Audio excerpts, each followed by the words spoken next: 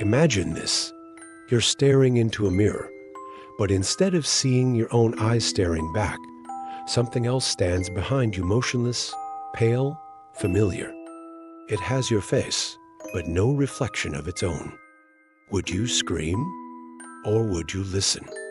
Because this absence isn't random, it's a message. What cannot be mirrored may not truly exist.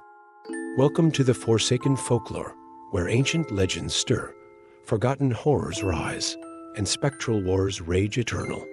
If you love unraveling the untold side of mythology, hit that like button, subscribe, and tap the bell so you never miss another legendary story.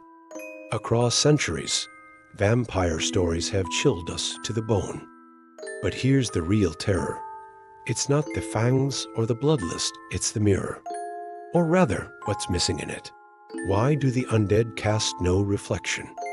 This question predates Bram Stoker, echoing through Eastern European folklore, where the line between the spiritual and physical worlds was razor thin.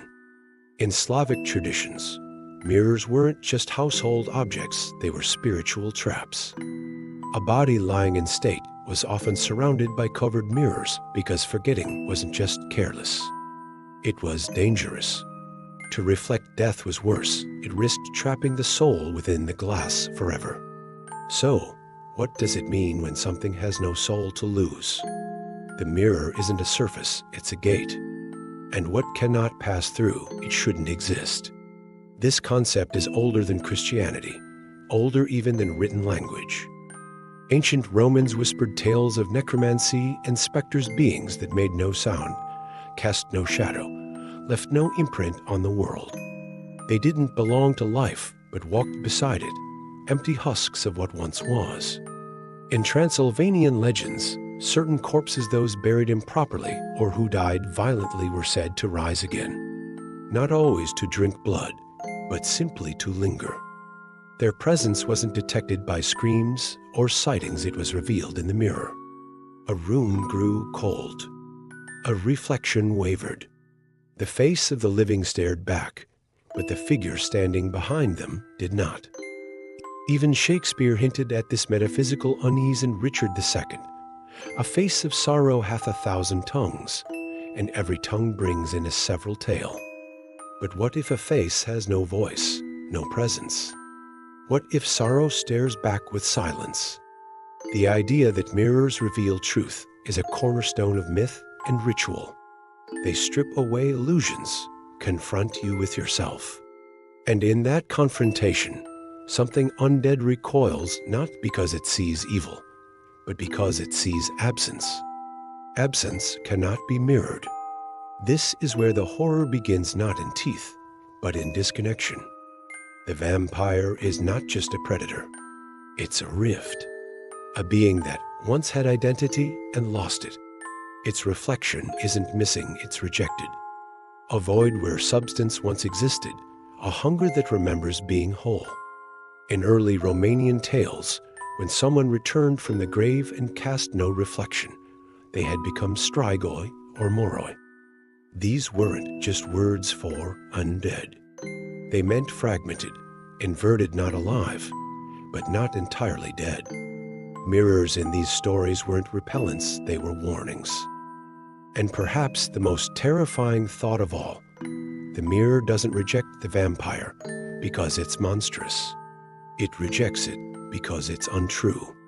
In the eyes of the world, the vampire doesn't exist, yet it watches you just over your shoulder. Ancient civilizations saw mirrors not as tools of vanity, but as windows into the spiritual realm. From Mesopotamia to the Far East, mirrors revealed essence, not form. Essence defined being. Form was shadow, but essence was soul.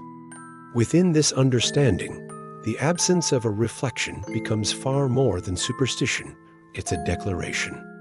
A vampire doesn't appear in the mirror, not because it's evil, but because it's empty. In Egyptian funerary rites, the vital essence had to be preserved through ritual and memory. Without it, the soul couldn't sustain itself in the afterlife. In Tibetan traditions, Mirrors were used to ward off wandering spirits believed to have lost their Shen, the light of consciousness. These spirits could be seen and felt, but their true nature remained blank, as though the mirror refused to validate their existence. The vampire, then, is a metaphysical orphan. It mimics life with eerie accuracy, warmth in its voice, memory in its tone, eyes that suggest sorrow, hunger, longing.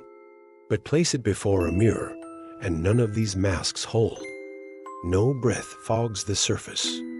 No glint returns from the pupil. The soul, the spark of divine reflection, is gone. Throughout occult philosophy, the law of reflection states, as within, so without. But the vampire has no within. Its form without presence, hunger without purpose, an echo without a source. The mirror responds accordingly. It doesn't punish, it reflects. And what it sees in the vampire is not evil, but the absence of all essence. Mystics like Hermes Trismegistus and Paracelsus understood this principle. Manifestation requires conviction. One cannot attract or reveal what one does not believe. The vampire believes in nothing. It's the collapse of will-given flesh. In medieval tales from the Carpathian Mountains, it was said that if the moonlight lit a man's face, but cast no shadow, he had been forgotten by the world. This forgetting wasn't metaphorical, it was annihilation. The vampire, then, is not hated by God or cursed by the earth. It's simply unrecognized. Mirrors don't lie, that's why they're feared. But the vampire's curse isn't confined to myth. It's a reflection of ourselves. Modern life teems with movement, noise, consumption. Yet behind filtered images and curated personas, something grows still. Something goes missing. The reflection fades not all at once, but slowly. A piece of conviction here, a fragment of belief there, until one day we look in the mirror, and the eyes staring back feel unfamiliar. The vampire, in its mythic horror, is not just a monster. It's a metaphor, a soulless, consuming presence that remembers being human, but lives in exile from that memory. It's the fate of anyone who detaches from purpose, selfhood, belief. In the end, the mirror doesn't accuse or judge. It simply reflects. It answers belief with confirmation and absence with silence. The vampire fears the mirror, not because of what it shows, but because it might show you staring back. So next time you look into a mirror, ask yourself, do you see only what's there, or is something missing?